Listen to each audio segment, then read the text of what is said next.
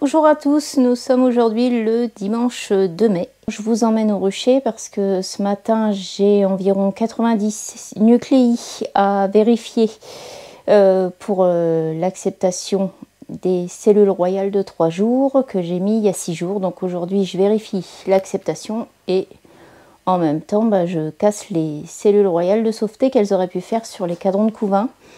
Et je vais en profiter en même temps pour vous faire un petit question-réponse sur les 3-4 dernières vidéos qui parlent de l'élevage, des éleveuses, du picking, etc. Voilà, je vous emmène au rucher. Allez, c'est parti. Voilà, on se retrouve au rucher donc pour contrôler l'acceptation de mes cellules. Là, ce matin, ce que j'ai pris pour être sûr d'avoir tout sous la main au cas où. Déjà, j'ai prévu des nourrisseurs. Pour les mini plus qui n'en auront pas, ce rucher là il est équipé déjà, les ruchettes là derrière elles ont déjà les nourrisseurs, donc c'est bon, ça sera pour les autres ruchers. J'ai prévu les bidons de sirop qui sont ici au cas où il faut nourrir, et puis j'ai pris mes petites haussettes avec mes cadrons de mini plus. Parce que, comme je vous l'avais expliqué, je les laisse toutes sur 5 cadrons. Donc là, je vais tout recompléter sur 6. Et puis voilà. Donc l'enfumoir est allumé. Je pense qu'on va pouvoir y aller. Et là, la semaine... donc je nourris parce que la semaine prochaine, ils nous annoncent une semaine un peu pourrie. Pour changer un peu. Et puis voilà, donc s'il n'y a pas de rentrée de nectar, il faudra quand même donner un petit coup de sirop au mini plus pour être sûr qu'elle manque de rien. Ce que j'ai fait hier, alors pour ceux qui me suivent sur Instagram, hier j'ai contrôlé l'acceptation de... Enfin pas l'acceptation, j'ai contrôlé la naissance des reines que je dois inséminer le 9 mai pour le projet Arista. Donc là pour le moment j'en ai 19 sur 20 qui sont nés. Donc c'est une très bonne chose. Les nucléi sont pas mal, ils sont bien peuplés. On avait eu un petit doute avec Pauline sur le nombre d'abeilles à l'intérieur. On trouvait que ça faisait un petit peu maigre quand on les a contrôlé, je ne sais plus quand, enfin je sais plus les dates, quand on a contrôlé l'acceptation des cellules. Et puis finalement hier, les jeunes abeilles sont nées, donc ça y est, ça refait une belle population. Et donc maintenant il n'y a plus qu'à attendre l'arrivée des capillaires pour que je puisse inséminer ces reines là. Niveau floraison, je vais vous montrer. On est quasi... il y a quelques aubépines là qui commencent à fleurir. Elles sont en bouton là, les aubépines. Donc ça devrait plus tarder. J'espère juste une chose, c'est que qu'il commence à refaire chaud, parce que ça commence à faire long là, le début de la saison. Hier avec Théo, hier on était le 1er mai, on a fait des essais artificiels avec Théo aussi. Ça je ne voulais pas filmer parce que on n'avait pas le temps. Le temps était un petit peu pourri quand on est parti, puis finalement ça s'est réchauffé assez vite dans le milieu d'après-midi, donc on a pu prélever les abeilles nickel, ça s'est bien passé. On a fait un peu plus d'une trentaine d'essais artificiels. Et les cellules, je dois les introduire demain, lundi 3 mai. Donc ça, je vous le filmerai si j'ai le temps. Et je voulais vous montrer aussi, juste derrière, là, l'aubépine. Je ne sais pas si vous voyez, je vais essayer de me rapprocher. Sans me casser la figure, ça serait mieux. On a les orchidées sauvages, là, ça y est, qui fleurissent. Les toutes belles orchidées. Et sur ce rucher là, alors là derrière, vous allez me dire, dis donc, c'est un peu aride, hein. Mais c'est Vincent qui a retourné un petit coup, qui a travaillé un petit coup les terres là. Et puis Théo est venu me semer un mélange de fleurs mellifères, dont je ne me souviens plus ce qu'ils ont semé. Vous m'excuserez, je vous en reparlerai dans une prochaine vidéo parce que là je voudrais pas dire de bêtises. Donc et puis Et ici j'ai juste une dizaine de mini plus à contrôler, donc ça devrait le faire, hein. Ça va pas me prendre non plus 1 heure. Et puis voilà, donc on a fait un petit peu le topo de la semaine dernière, de ce qu'on a fait. Et puis là je vais me mettre à contrôler tout ça.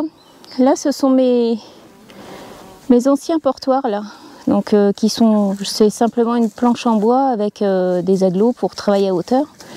Et je dois normalement recevoir mon 2e lot de support qui vient des ruchers du Bassini. Et c'est pour ça que pour l'instant je mets pas trop de mini ici, parce que pour remettre les supports, elles vont être complètement paumées, elles vont plus être dans le bon sens, tout ça, donc elles vont chercher un peu. J'ai toujours ma grosse là derrière qui fait un bruit, un bruit pas possible. Elle est en train de se promener là dans les bois, elle est tranquille. Elle cherche les lièvres et les faisans. Voilà. Donc c'est pour ça qu'ici j'ai juste, il y a 11 mini, hein. Il y en a une où il y a une reine vierge qui s'est incrustée dedans, donc on sait tout, je l'ai laissée. Ça sera une F2.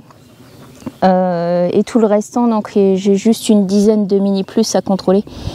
Donc tout ça pour vous dire que j'en mets pas trop ici parce que je remettrai mes nouveaux supports pour pas désorienter mes abeilles. Voilà. Et on va y aller, on va quand même se mettre un petit peu à bosser. Et puis là il me reste 1 heure, il est 11 h. J'ai attendu que ça se réchauffe un petit peu parce que ce matin il y avait quand même que 7 degrés. Mais ici on est fort enclavé. Je sais pas si je peux vous faire une vue d'ensemble du rucher, mais on a la végétation tout autour du rucher. Et l'avantage c'est qu'il est orienté plein sud. Ici il fait toujours bon. Donc c'est pour ça aussi que je commence par ce rucher là. J'en ai d'autres qui sont orientés plein nord et évidemment je les ferai cet après-midi pour pas qu'elles se refroidissent vu que c'est des petites unités. Et c'est parti, on va contrôler tout ça.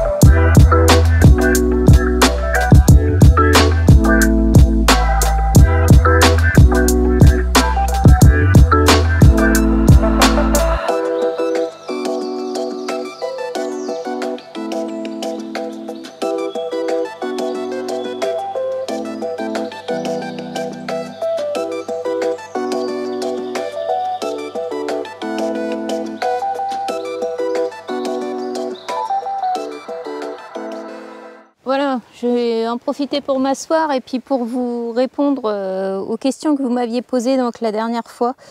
Donc, comme je vous disais, c'est sur les 3-4 dernières vidéos que j'ai faites au sujet des éleveuses, des greffages et puis tout ce qui est lié à l'élevage. Alors, j'avais eu une question, c'était comment allez-vous faire votre greffage alors que vous avez du couvain ouvert dans le starter? En principe, elles n'accepteront pas le greffage s'il y a du couvain ouvert. Alors, je ne sais pas si vous avez déjà vu mes anciennes vidéos à propos de l'élevage en mini plus que je faisais l'an dernier et les autres années. En fait, même s'il y a du couvain ouvert, du fait qu'elles sont orphelines, elles vont accepter quand même le greffage. Même si vous avez un tout petit peu de couvain ouvert sur la face de votre cadre, l'idéal c'est de coller votre greffage le long de ce couvain ouvert. Parce que le long du couvain ouvert, c'est là où vous allez retrouver le maximum de nourrices qui vont prendre en charge les larves que vous avez greffées. Donc, il ne faut pas vous inquiéter, même si vous avez encore un peu d'œufs ou de jeunes larves, ça sera pris en charge quand même. Le but, c'est qu'il y ait vraiment beaucoup de nourrices, évidemment qu'il n'y ait pas de reine pour prendre en charge votre greffage. Mais le fait qu'il y ait du couvain ouvert, c'est peut-être des fois d'autant mieux parce que ça appelle vraiment les nourrices près de votre greffage. Donc, de préférence, mettre un cadre de couvain ouvert près du cadre porte-cupule Et je pense que ça posera pas de soucis au niveau de l'acceptation. Alors, la question suivante, c'était pour le renouvellement d'une reine trop âgée. Laissez-vous le temps d'orphelinage avant l'insertion d'une nouvelle reine fécondée? Alors, si c'est en ce moment que vous voulez changer une reine parce qu'elle est trop vieille, personnellement, je ne le fais pas en ce moment. Moi, tout ce qui est reine trop vieille, je le fais soit au mois de juin, donc en fait ce sera des ruches que j'aurai repérées sur la mielée de printemps, qui n'auront pas assez produit ou qui auront carrément rien foutu. Ces colonies-là, ce que je fais, c'est que je les divise en 3 ou en 4. Je remets tous les cadres de couvain dans une ruchette. Donc généralement, soit je les remets dans une ruchette, soit je les remets dans une ruche. Je refais des essaims à partir de 2 cadres de couvain au mois de juin. Si c'est au mois de juillet, je vous conseillerais plutôt de mettre 3 cadres de couvain. Donc cette ruche-là qui n'a rien foutu, je la divise et je remets soit une reine fécondée dans les essaims artificiels, soit je mets une cellule royale de 3 jours, comme on va voir dans les prochains épisodes que je vais vous passer en vidéo. Si vous voulez changer la reine, rien que dans une ruche de production en ce moment, je ne vous le conseille pas trop. C'est pas la période où vous aurez le meilleur taux d'acceptation, surtout si vous mettez une reine fécondée, donc ça coûte déjà un petit peu d'argent. Moi, je vous conseillerais plus de la changer en septembre-octobre. Alors, vous allez me dire, oui, mais c'est tard en saison. Bah, ouais, mais bon, au niveau taux d'acceptation pour une ruche en production avec une vieille reine, c'est pas la période idéale pour le faire. Je pense qu'elles vont la cartonner. Il y a quand même beaucoup de butineuses dans une ruche de production actuellement. Et c'est elles qui vont venir agresser votre reine et la tuer. Donc l'idéal, après ça dépend si vous travaillez en noir ou en buckfast. Mais moi, en travaillant en buckfast, je fais mes changements de reine en septembre-octobre sans orphelinage. Je trouve la vieille reine, je la tue. Et je remets ma cagette Nico avec mon candy au milieu, entre 2 cadres de couvain. Et généralement, la reine fécondée, elle est bien acceptée parce qu'en septembre-octobre, elles n'ont plus l'instinct d'élever. Elles n'ont plus le choix. Vous leur imposez cette reine-là, c'est imposé, c'est obligé d'être accepté. Après, si vous travaillez en noir, je vous conseille plus de faire un orphelinage de 8 jours, de casser toutes les cellules royales de sauveté qu'elles ont fait sur les cadres et d'introduire votre reine fécondée entre 2 cadres de couvain. Voilà. Bon, je vais essayer de faire assez vite parce que sinon on va partir sur des vidéos un petit peu trop longues. Ensuite, j'avais une autre question. Ouais, par rapport au vol de ruche, ça, je vous en parlerai une autre fois. Oui, il y a un monsieur qui me dit je vois double, c'est voulu. Est-ce que tu as fait un double greffage? Non. Alors, il y a eu dans une vidéo où je me suis trompée. En fait, j'ai greffé, enfin j'ai prélevé la larve dans l'alvéole et j'ai collé la larve contre l'alvéole. Quelquefois ça arrive quand on fait des greffages. Bon, ouais, c'est pareil, hein, je ne suis pas surhumaine, je fais des conneries aussi. Donc j'ai introduit mon picking et en voulant ressortir la larve, en fait j'ai fait un faux mouvement. Elle est venue se coller dans l'alvéole, dans la paroi de l'alvéole en face. Et j'ai repris une larve juste à côté. Et vous avez été nombreux à me dire, mais pourquoi tu mets 2 larves dans une même cupule? Et en fait, je ne greffe qu'une larve par cupule. C'est juste que je me suis trompée à ce moment-là. Et bon, voilà, vous avez l'impression que j'ai fait un double greffage, mais je ne fais pas du tout de double greffage. Je crois aussi qu'au sujet du greffage, j'avais une question aussi. Vous me demandiez si je faisais un greffage à sec ou avec un apport d'eau et de gelée royale diluée. Moi je greffe à sec, mais avec le picking chinois, en fait, quand vous passez sous la larve, vous prenez la larve et la gelée royale qui est en dessous. Donc en fait c'est un amorçage à la gelée si vous voulez. Donc je fais pas d'amorçage par contre avec une goutte de gelée royale, tout ça.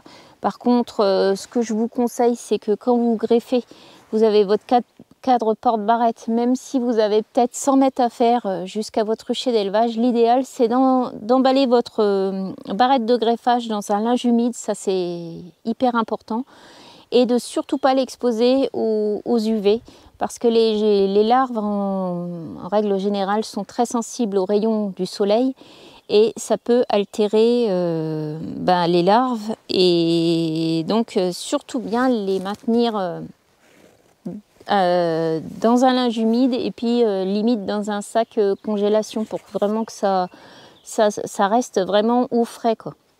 Bon, bien évidemment pas avec des blocs de glace, hein, faut pas les congeler non plus, mais il faut que ça soit au frais, à l'humidité et à l'abri de la lumière. Ça c'est essentiel pour réussir votre greffage. D'autres questions, qu'est-ce que j'avais oui, j'avais un monsieur qui me demandait est-ce qu'on peut prendre un cadre de couvain ouvert pour faire le greffage à la maison. Pour combien de temps peuvent-elles rester hors de la ruche? Alors, si j'ai bien compris, si vous voulez prendre votre cadre de greffage, vous avez repéré un cadre sur lequel il y a des jeunes larves que vous voulez greffer. S'il est loin, si par exemple votre rucher est trop loin par rapport au labo où vous greffez, l'idéal c'est de secouer les abeilles dans le cadre là, les abeilles dans la ruche. Vous retirez toutes les abeilles et vous emballez ce cadre là pareil dans un linge humide et vous le protégez des rayons du soleil et vous le maintenez bien au frais. Donc comme je vous ai expliqué précédemment avec le sac de congélation, et surtout bien le mettre dans un linge humide pour que les larves ne se dessèchent pas. Ensuite, vous allez au labo, vous faites votre greffage, rebelote, vous remballez votre greffage et votre cadre de greffage, enfin votre cadre où il y avait les larves, vous le remballez dans votre linge humide et puis vous retournez au rucher. Ça, c'est possible de le faire, mais surtout bien en gardant le cadre avec les larves bien à l'humidité. Il y avait une autre question qui me demandait, avec un starter, combien de greffages peut-on faire à la suite sans risquer de faire une colonie bourdonneuse? Alors en fait, votre colonie ne peut pas devenir bourdonneuse si vous réapprovisionnez tout le temps votre éleveuse avec un cadre de couvain naissant, comme je vous ai montré dans les précédentes vidéos. Si vous faites ça régulièrement, elles ne peuvent pas devenir bourdonneuses. Une colonie qui devient bourdonneuse, c'est une colonie qui n'a plus du tout de couvain, qui n'a plus de reine déjà depuis un petit moment. Et en fait, c'est une abeille qui commence à pondre des œufs, mais comme une abeille n'a pas été fécondée par un faux bourdon, elle vous pondra que du couvain de mâle. Donc là, elle devient bourdonneuse.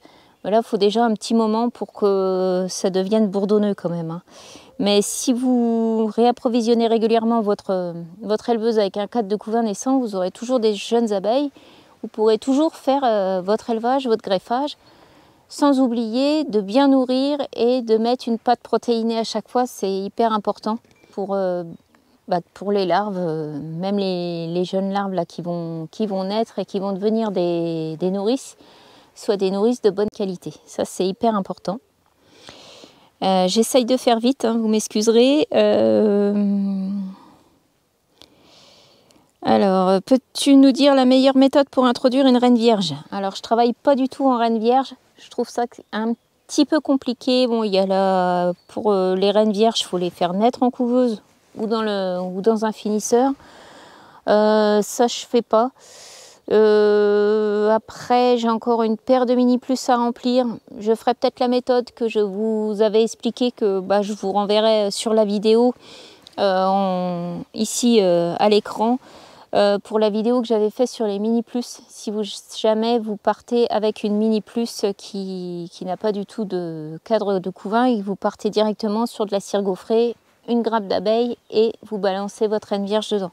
Après, en ruche de production, je pratique pas du tout l'introduction de reine vierge, donc là, je peux pas vous donner de conseils. Ah oui, pourquoi je ne fais plus de greffage en mini plus? Alors, comme vous l'avez compris, cet hiver, j'ai eu un très mauvais hivernage de mes mini plus. Je pense que, d'une part, j'ai eu mon problème de souris qui a fait des dégâts, et d'autre part, je pense qu'on a eu un été trop sec et que mes abeilles qui étaient à l'intérieur des mini ont manqué véritablement d'apport de pollen. C'est pour ça que je pense que cette année, à partir du mois d'août, je vais les complémenter avec ma pâte protéinée, celle où je vous ai donné la recette, où je peux vous remettre le lien ici de la recette de la pâte protéinée que je fais moi-même. Je pense que je vais les complémenter parce que j'ai eu un gros carton au niveau de mes minis et ça, bon, c'est pas acceptable. Donc il faut trouver les causes et y pallier pour faire un meilleur hivernage pour 2021-2022. Ce qui explique que cette année, je ne fais pas du tout d'élevage en mini plus. Je n'ai pas dit que j'arrêtais. Mais c'est pour le moment, je dois remplir mes minis pour me faire des rennes. Là, on est le 2 mai. Je dois avoir des rennes de dispo début juin pour commencer mes divisions. Mais tout ça, on y reviendra en vidéo. Je ne vais pas vous expliquer tout ça maintenant. Mais les rennes qui sont, les futures rennes là, qui sont dans ces boîtes-là vont me servir à renouveler mon cheptel de rennes à partir du mois de juin sur toutes les colonies qui n'auront rien fait en production sur le miel de printemps. Mais ça, on y reviendra. Donc c'est pour ça que cette année, j'ai fait un starter uniquement en ruchette 6 cadres parce que je dois disposer de mes mini plus, je dois tout remplir. Donc cette année, je ne fais pas d'élevage en mini plus. En plus de ça, j'ai besoin vraiment de beaucoup de cellules. À chaque fois que je fais une série de cellules, c'est environ 136 cupules greffées. Et tout ça, ça me sert à faire mes essaims artificiels en ce moment. Parce qu'en ce moment, c'est pas pour dire, mais comparé à l'année dernière, moi j'ai l'impression que j'ai le temps de tout faire cette année. L'année dernière, fallait cravacher, le miel donner à fond, fallait être partout, fallait faire les rennes, fallait introduire les rennes hivernées, poser des hausses, enfin bref, fallait être au boulot tout le temps. Et bon, cette année, je suis quand même au boulot tout le temps, mais j'ai l'impression qu'on a plus le temps. Du fait que le printemps, on met du temps à démarrer, ça nous laisse quand même du temps pour bien tout préparer et faire nos essaims artificiels. Voilà. L'idéal pour la période de greffage, sur quelle date on peut obtenir de bonnes rennes fécondées? L'idéal, c'est de commencer son greffage quand vous commencez à avoir des mâles naître dans vos ruches de production. Parce que pour faire un mâle fécond, il faut 15 jours. Le temps que vous mettiez votre élevage de rennes en route, tout ça, vous arriverez à faire coïncider les rennes vierges avec les mâles. Donc dès que vous voyez des mâles qui commencent à naître dans vos ruches, vous pouvez commencer l'élevage de rennes. En pleine période d'essaimage, faire des greffages, c'est l'idéal, ça marche très bien. Donc allez-y, c'est le moment pour faire vos rennes vierges et pour les faire féconder. Une autre question, tu renouvelles le cadre de couvain fermé tous les combien de temps? Toutes les semaines. Donc toutes les semaines, dans toutes mes éleveuses, donc mes 4 éleveuses que vous avez vues, je rajoute un cadre de couvain naissant. Ça, c'est essentiel pour toujours avoir un lot de jeunes abeilles, toujours en renouvellement dans ces starters-là. Est-ce qu'il reste beaucoup de questions? Oui, il reste encore pas mal. Donc il y a une autre question, donc une question au sujet des cellules prélevées à 3 jours. Pourquoi je fais le choix de faire un élevage de rennes avec des cellules de 3 jours? En fait, c'est pour gagner du temps sur mon starter. Sur une semaine, je peux faire 2 greffages. Si j'attends l'operculation des cellules royales à 5 jours, je fais qu'un greffage par semaine. Donc c'est pas trop l'idéal. Moi, il faut que ça tourne, il faut que j'ai des cellules tout le temps, il faut que je remplisse mes minis, il faut que je remplisse mes ruches. Donc les starters, toutes les semaines, ils reçoivent 2 greffages. Voilà, c'est plus un gain de temps. Après, je crois que dans la précédente vidéo, je vous ai expliqué aussi que j'ai pas de couveuse à gérer. Et ça, mine de rien, c'est déjà un point en moins à gérer. Les cellules de 3 jours sont vachement moins fragiles qu'une cellule qui a 5 ou 6 jours quand vous les mettez dans les finisseurs ou dans les couveuses. Bon bref, voilà, ça a pas mal d'avantages de travailler en cellule de 3 jours. Oui, il y a une personne aussi qui me dit, quand tu rajoutes ton cadre de couvain naissant dans ton éleveuse, vous savez, toutes les semaines, je rajoute un cadre de couvain naissant pour avoir des jeunes abeilles pour élever mes larves greffées. Ce cadre de couvain-là, évidemment, je le rajoute avec les abeilles dessus. Il n'y a pas de problème de remettre des abeilles d'une ruche avec une autre. Enfin, moi personnellement, vu que ça pose pas de soucis.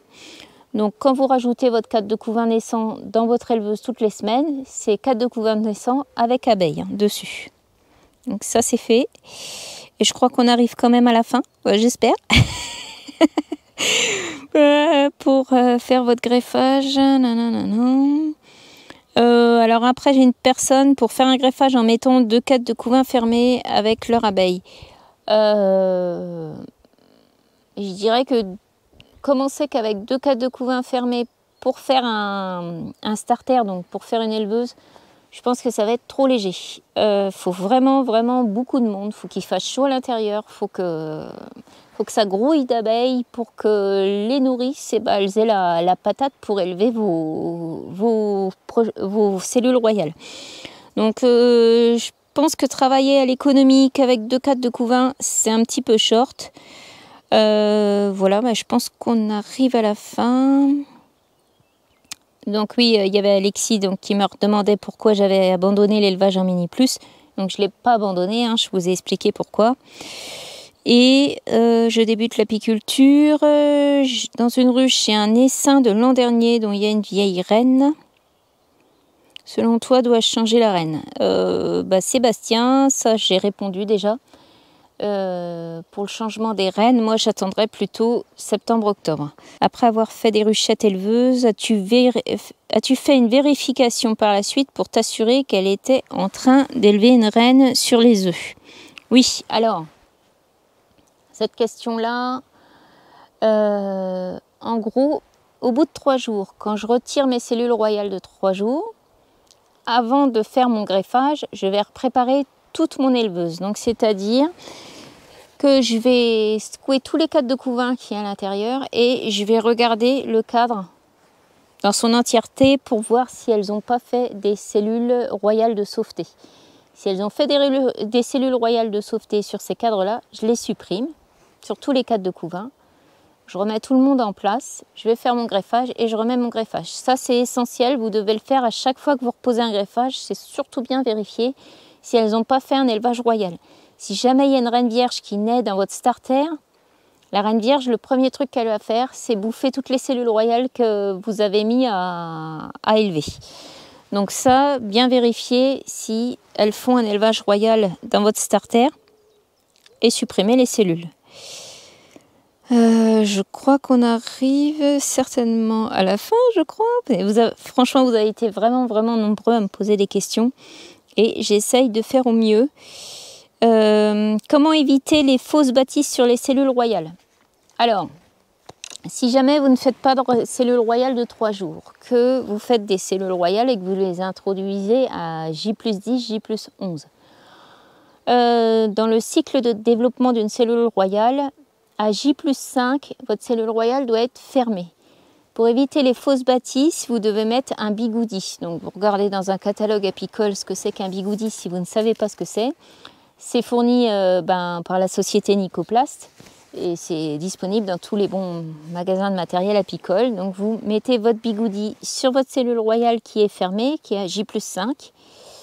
Et ça évitera aux abeilles de construire de la cire gaufrée et de sceller toutes les cellules royales ensemble. Parce que ça, après, c'est une vraie galère. On doit découper autour de la cellule royale et comme c'est assez fragile, vaut mieux éviter ce genre de problème. Donc vous posez vos bigoudis sur votre cellule royale et puis vous remettez ça dans le finisseur. Et le bigoudi, ça n'empêchera pas les abeilles de chauffer votre cellule royale et de la mener à maturité. Ça, il n'y a pas de souci à ce niveau-là. Mais J+5, pensez bien à mettre les bigoudis. Parce que sinon, vous serez embêté comme tout après avec ce genre de fausse construction. La dernière question, peut-on mettre une reine souche en mini plus pour la maintenir? Alors, là j'ai une paire de reines souches que je dois maintenir, justement repasser, parce qu'en ce moment elles sont sur 4 cadres d'Adam. Donc elle est resserrée sur 4 cadres, mais pour éviter qu'elle se fatigue à pondre à fond, je voudrais la repasser en mini plus. Donc ça c'est possible de le faire. Alors déjà il faut choisir des abeilles assez cool en mini plus pour recevoir votre reine souche, pour éviter qu'elle se fasse zigouiller au moment de l'acceptation. Mais c'est possible de le faire. Donc c'est pareil, ben, vous repartez sur 2-4 de couvain avec des abeilles assez cool. Vous remettez votre reine souche dans une cage Nico avec du candy, sans oublier de libérer la partie candy. Et puis vous l'introduisez entre les 2 cadrons de couvain. Bien sûr, sur les cadrons de couvain, il ne faut pas qu'il y ait de reine, hein, faites bien gaffe. Et après, vous pouvez la maintenir en mini plus. Bon, moi, mes éleveuses, enfin mes raceuses, je les monte pas plus à pas plus de 2 corps de mini, pour pas qu'elles s'épuisent sur la ponte. Et puis voilà, après oui, c'est tout à fait possible de les maintenir. Par contre, le plus gros problème pour les maintenir, c'est le printemps, parce que bah, nous ici ça explose, enfin pas trop cette année, mais quand on a du colza, de l'aubépine, du pissenlit qui rentre, vos mini plus, elles sont vite pleines. Donc si vous avez une reine fécondée à l'intérieur, ça pousse énormément au niveau de l'élevage, ça se développe assez vite. Donc bah moi ce que je fais, c'est que je la prélève régulièrement, je lui prélève du couvain pour toujours la laisser sur un corps et puis qu'elle ne s'épuise pas comme ça. Voilà, on arrive à la fin de vos questions. Vous avez été nombreux à me poser des questions, j'en suis ravie. Et puis j'espère que je vous ai bien répondu à tout ça. Si jamais vous en avez d'autres, vous me les laissez en dessous de la vidéo. En ce moment, j'ai encore le temps de regarder vos commentaires et vos questions, donc profitez-en. Et puis voilà, je vous laisse ici. Je vous souhaite un bon week-end du 1er mai. Et puis je vous dis à tout bientôt pour une prochaine vidéo. À ciao!